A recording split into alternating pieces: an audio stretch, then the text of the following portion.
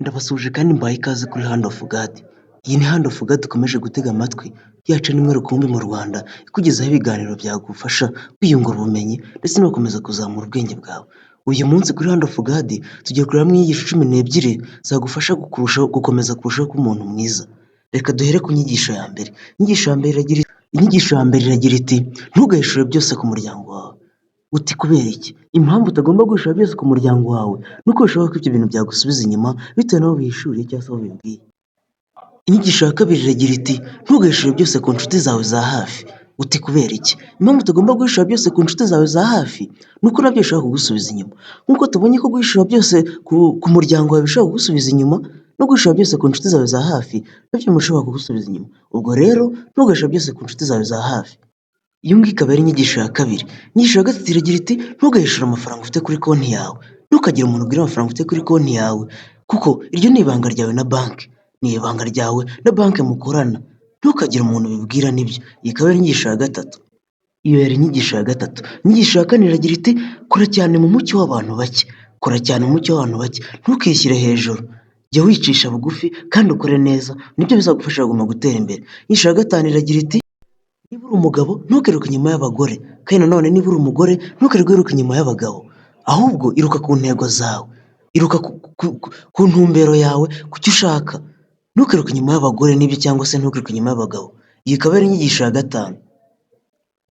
Inyigisho ya gatandatu iragira iti ntukabe umuntu woroshye. Buri wese ntakabashe kwigarurira umutima wawe. Ntukizere umuntu uhuye nawe rimwe cyangwa se kabiri. Imigaragarire igira amayeri kandi amagambo aba aryohereye. Kandi ikindi abantu berekana ibyiza byabo mbere. Ntabwo umuntu yazanga ahita akwereka ibibi bye, ahubwo abanza kukwereka ibyiza bye kugira ngo ubashe kubanza kumwizera. Inyigisho ya gatandatu. Inyigisho ya karindwi iragira iti nta muntu uzigera asa nawe. Uri umwihariko. Uri wowe ubwawe. Nta wundi muntu musa. Ufite imico yawe wihariyeho. Nta wundi muntu uhuje nawe imico ndetse n'imigaragarire. Iyi ikaba ari inyigisho ya karindwi. Inyigisho ya munani iragira iti soma ibitabo kandi byinshi. Soma ibitabo byinshi nibyo. Soma ibitabo byinshi ushoboye.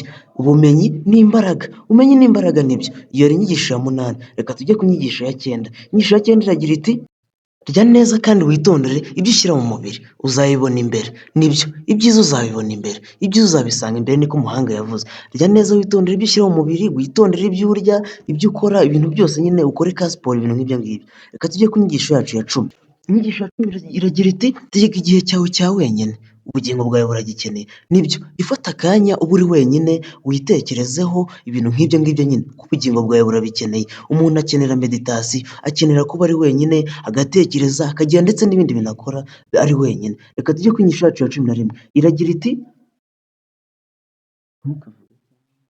inyigisho yacu ya cumi na rimwe iragira iti ntukavuge cyangwa ngo uhangane n'abatazi icyo bavuga. Nibyo umuhanga yavuze ngo ntukajye impaka n'ikigoryi, aho kuko uzabona azibeshya kubatandukanya. Nibyo, iyo ni inyigisho yacu ya cumi na rimwe, kuko abo bantu mwamujya impaka bashobora kwibeshya kubatandukanya, kuko ntiwamenya umuhanga cyangwa se umuswa muri abo bantu bari kujya impaka. Reka tujye ku nyigisho yacu ya cumi na kabiri, ari nayo nyigisho yacu ya nyuma y'iki kiganiro.